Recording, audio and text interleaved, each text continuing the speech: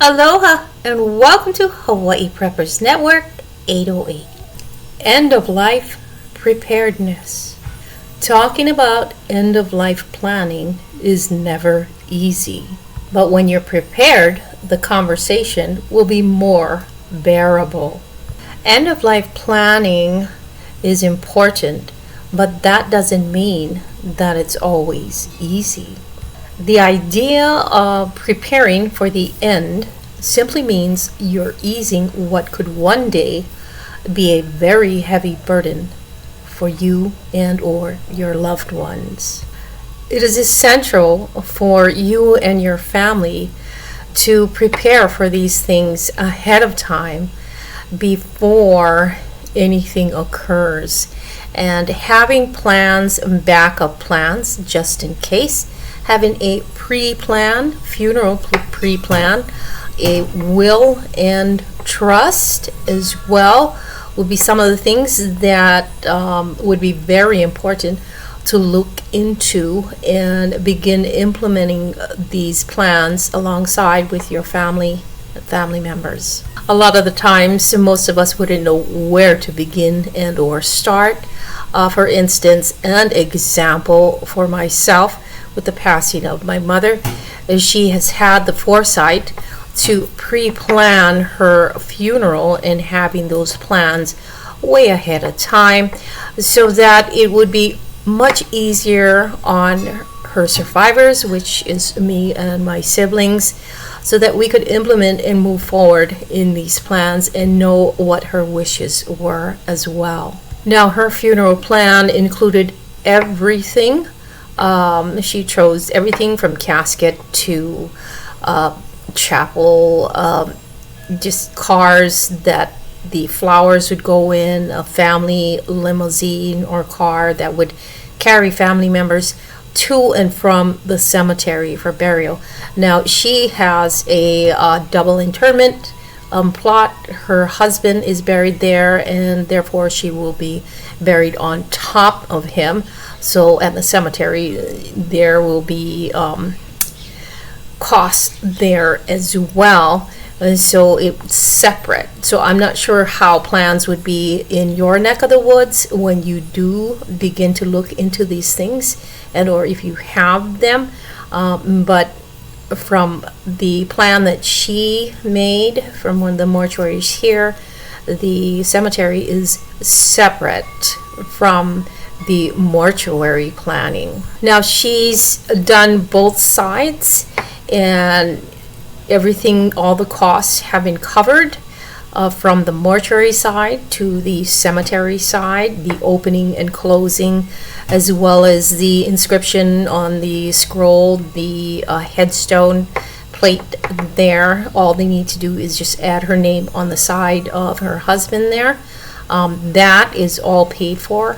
She paid for all of the cemetery costs as well as the mortuary costs. So the only costs that we would have to pay would be the taxes and the death certificates that we would need to follow up with any accounts, outstanding bills or assets that she has that we would need these certificates to utilize with.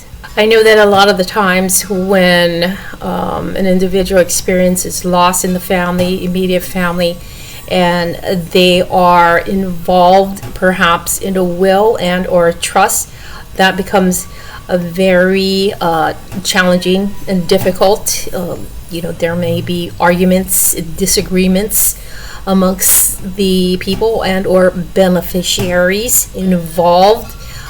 These are things to think about. Relationships amongst one another may be severed due to any kind of thing.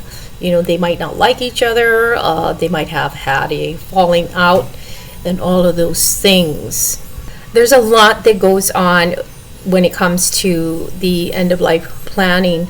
And if the individual that has passed, for instance, if it is a spouse, a child, and or a sibling or a parent, and no one has access to or knows if they have a will or trust or even a funeral plan. That would make things very difficult for individuals.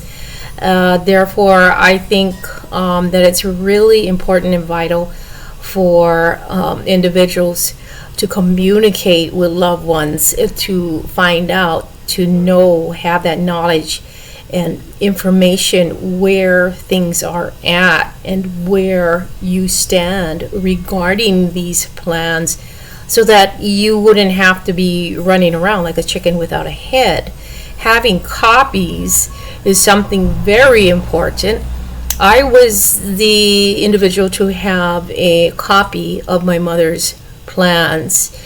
So the mortuary also had their own document copies as well, but to have a copy in hand is something really important and very vital as well.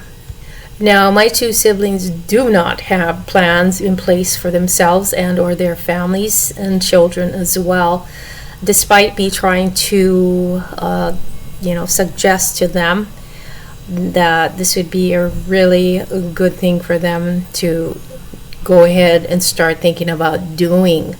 Me and my husband does have a plan, a trust, and a will already in place in the event that something happens to one of us and or both of us. We do have the beneficiaries on there. We have more than one in case the first one can't do its duties. Then it goes down to the second as well as the third. So if you're going to plan, I would really suggest to put more than one individual, just in case one individual cannot do its duties on your either trust, will, or whatever plans you have and that you have executed in place. So always good to have backups, people that you know and or can trust as family members. End of life planning is something that everybody, a lot of people that I know truly want to avoid or don't like looking at that part, but it's all a part of life. And I feel having these plans in place will, pretty much take the load off of you, take the load off of your shoulder and or your family members, because you don't want to put them in a predicament where they would have to really figure out what they're going to do without having a plan.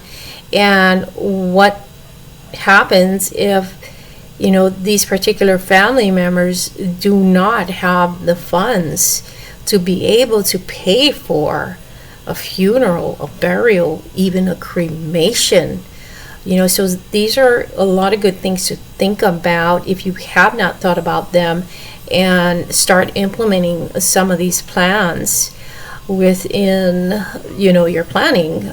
Preparedness also includes end of life planning.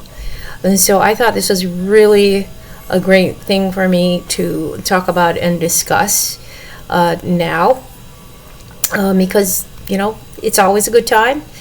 So just getting things squared away, getting the plans into place, that way your members, your family members aren't stuck and they're not surprised, because especially in the day and age that we live in now, and the economy and inflation and all of those things, if my mother did not have a plan in place, it would have cost us, I believe, close to or about around 20 grand for everything, versus when she made her plan in the 90s, the total was basically $5,000 and some odd $100 there for her entire plan.